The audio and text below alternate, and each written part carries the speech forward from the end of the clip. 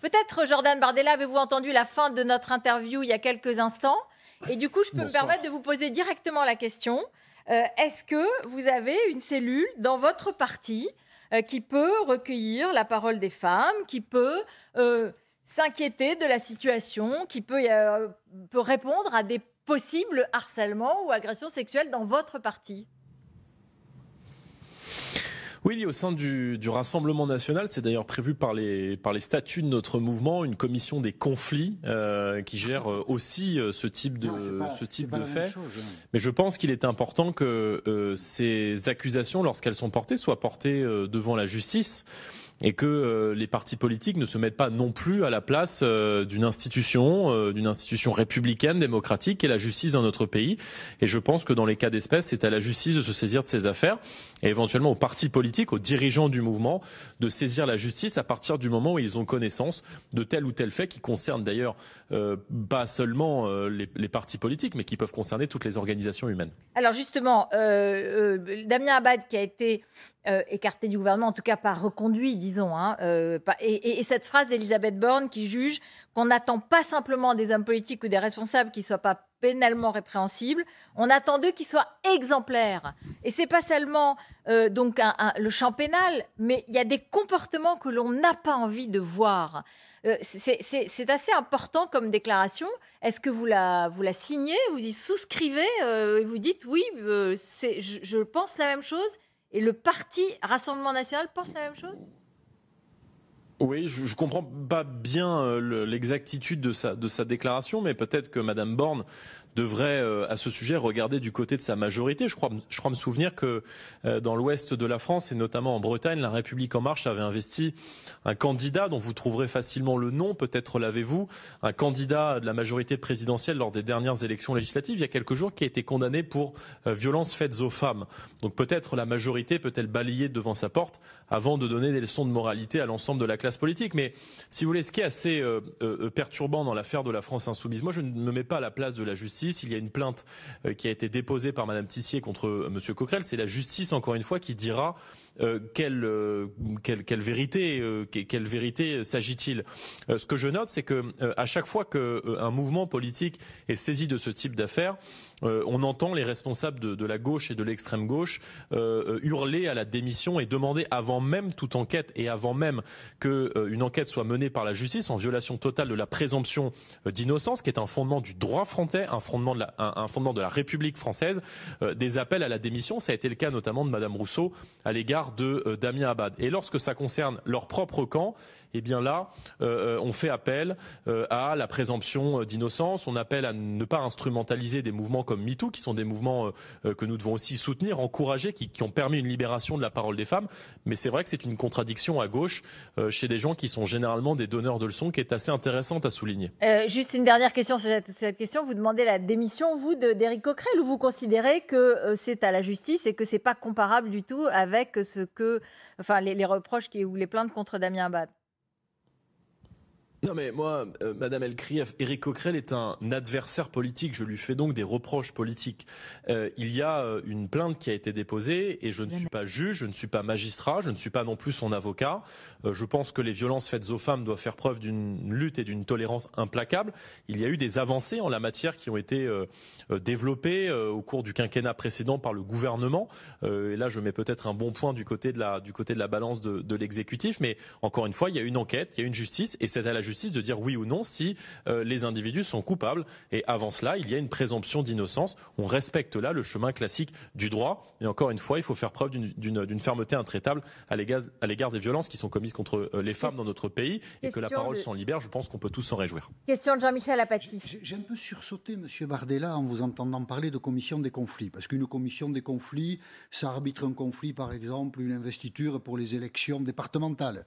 Mais ce dont nous parlons là, c'est d'une structure qui permet, dans un groupe humain, et donc un groupe politique qui doit être un peu représentatif et exemplaire, qui permet aux femmes de venir en étant certaines d'être écoutées, donc avec des personnes qui sont un peu imprégnées du sujet, de venir parler éventuellement d'attitudes inacceptables que des hommes auraient vis-à-vis d'elles.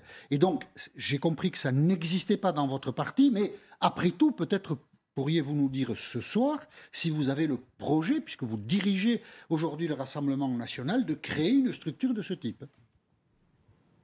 Oui, vous avez parfaitement raison, ça fait partie des réflexions que nous avons. Il est vrai que la commission des conflits est une commission assez large, n'est pas une commission thématique, vous l'avez souligné, elle arbitre des conflits humains, ça peut aller de problèmes relationnels entre deux militants, deux adhérents de l'association, à des problèmes politiques plus importants, mais c'est vrai que l'évolution et notamment la libération de la parole des femmes peut être aussi intégrée, je crois, dans les réflexions que nous avons, y compris dans nos organisations disciplinaires, mais que des gens du mouvement jugent des collègues d'autres gens du mouvement, il y a quand même un parti pris qui ne me semble pas juste. Et donc, je crois encore une fois que les partis politiques ne doivent pas se mettre à la place de la justice et que c'est à l'autorité judiciaire libre, indépendante, souveraine, de gérer ce type d'affaires et de prendre les décisions qui s'imposent lorsqu'elles doivent être prises. Voilà, alors les autres chapitres ce soir, le président Macron a pris acte du refus des partis de gouvernement de participer à une coalition. Et on a appris dans la foulée que la Première ministre ne demanderait pas la confiance de l'Assemblée nationale. Comment réagissez-vous ? Bon, c'est la poursuite de l'expertocratie. On a remplacé aujourd'hui un gouvernement de techno que personne ne connaît par d'autres technos totalement inconnus qui ne sont pas connus des Français, qui ne sont pas des politiques, c'est-à-dire qu'ils ne donnent pas un cap à la nation. Et quant au fait que Madame Borne refuse de soumettre à l'avis de la représentation nationale, qui est beaucoup plus, à mon sens, représentative du peuple français qu'elle ne l'était lors de la précédente mandature, lors de la précédente majorité à l'Assemblée nationale, je pense que c'est marcher sur la démocratie. C'est marcher sur la démocratie parce que à chaque fois qu'Emmanuel Macron perd une élection, il accélère. Aux dernières élections européennes en 2019, il est battu, il accélère dans le cap qu'il avait conduit. Ça a été vrai lors des élections locales en 2021. Ça a été vrai lors de ce second tour des élections législatives. Son programme a été défait. Je ne remets pas en cause sa légitimité de président de la République. Il a été élu. Il est le président de tous les Français pendant 5 ans. Mais maintenant, c'est à lui de nous dire jusqu'où est-il prêt à aller, sur quel point de son programme est-il prêt à renoncer pour sortir de ce blocage dans lequel nous sommes. Rappelons qu'il a été lui-même mis en minorité lors de ces élections législatives. Donc est-il prêt à renoncer à la réforme des retraites à 65 ans? Est-il prêt à baisser les taxes sur les carburants et notamment sur les carburants, sur l'énergie, sur l'électricité, le gaz, le fioul? Est-il prêt à remettre en cause la politique d'immigration telle qu'elle le conduit? Est-il prêt à prendre en compte l'avis de la majorité? C'est pas aux oppositions de se déterminer, de se mettre d'accord entre elles. Il a été battu, il a été mis en minorité.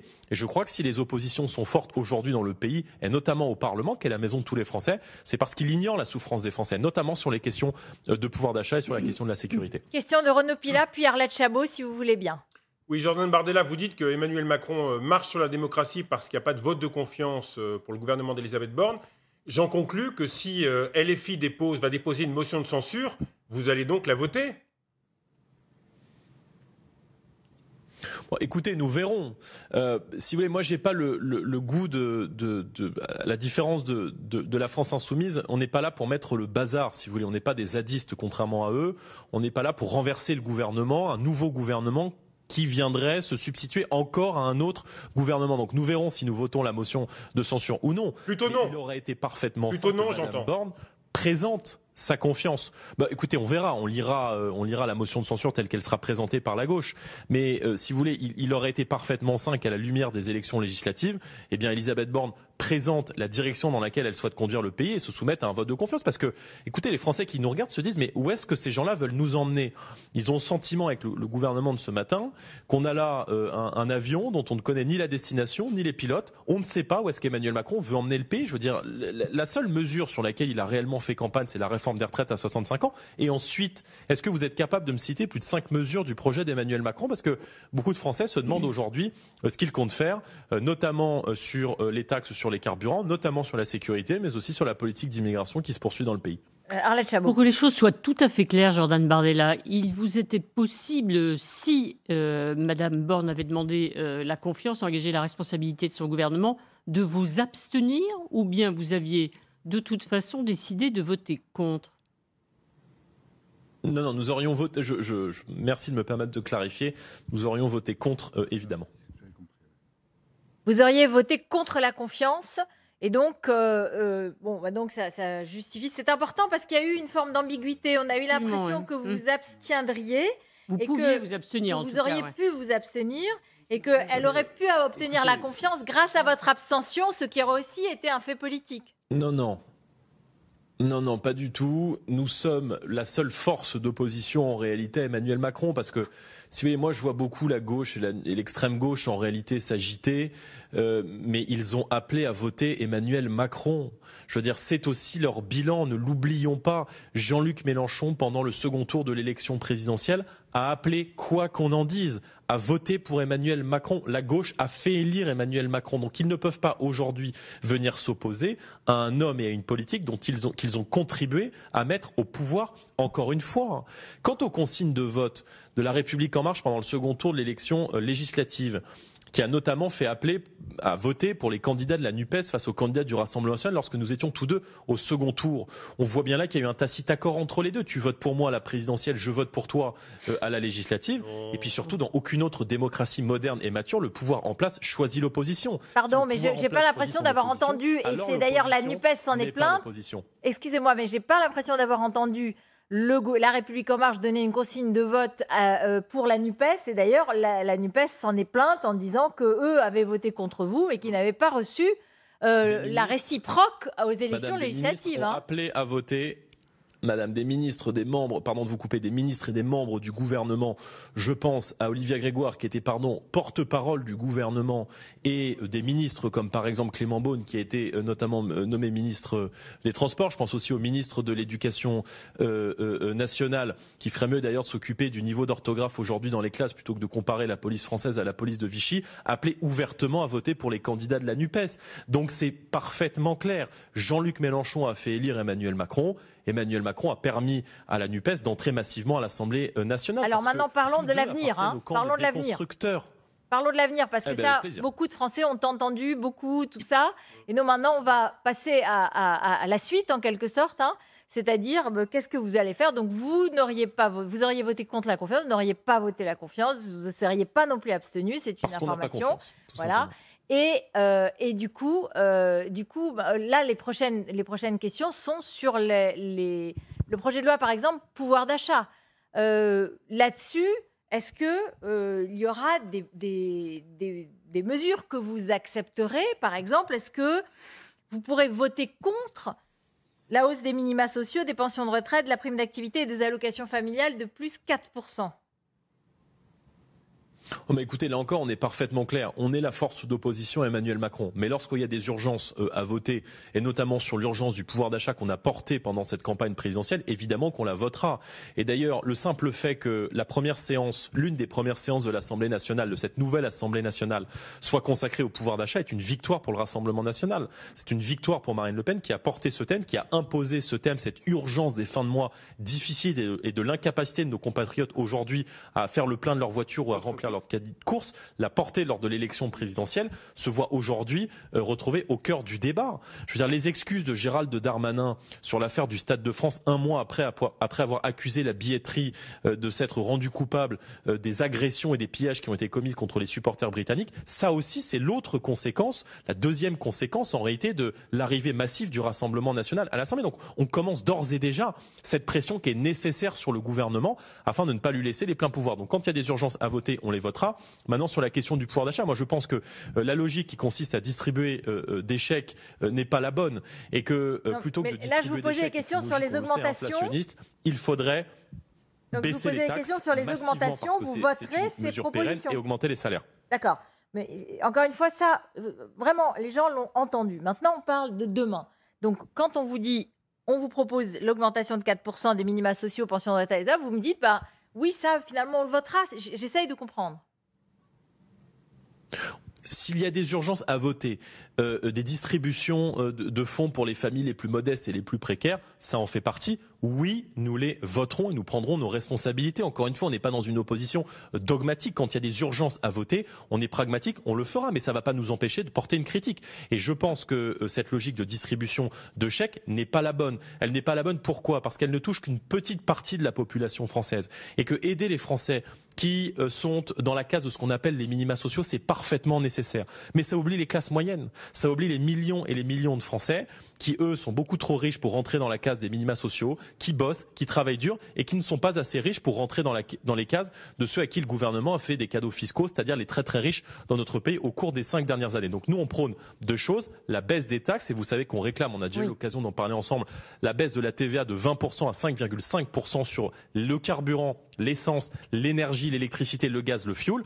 Et puis, il faut aussi augmenter les salaires et on propose notamment d'inciter les chefs d'entreprise à augmenter de 10% les salaires, étant entendu que cette hausse de 10% des salaires serait exonérée totalement de cotisations patronales pendant 5 ans. Donc, il faut des mesures ambitieuses pour le pouvoir d'achat, baisse des taxes, augmentation des salaires. Et puis, dans le cadre de cette urgence aussi, il faut aussi sortir totalement la TVA d'un panier de 100 produits de première nécessité, le riz, les pâtes, les couches pour les bébés, les produits hygiéniques pour les femmes, pour pouvoir permettre aux familles les plus modestes de pouvoir s'alimenter, ce qui n'est plus le cas aujourd'hui. Alors, une question de Valérie Nataf, puis Arlette Chabot.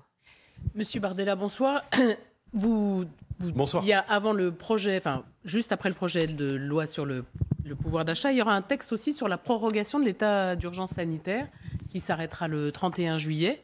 Est-ce que vous êtes favorable à ce texte? Est-ce que vous y mettez une condition qui est la réintégration des soignants qui avaient refusé de se vacciner? Quelle est votre position alors qu'on voit que les cas de Covid repartent? On le disait tout à l'heure, il y a 1 personne sur 2 à Lyon, c'est cela, qui est Covid+.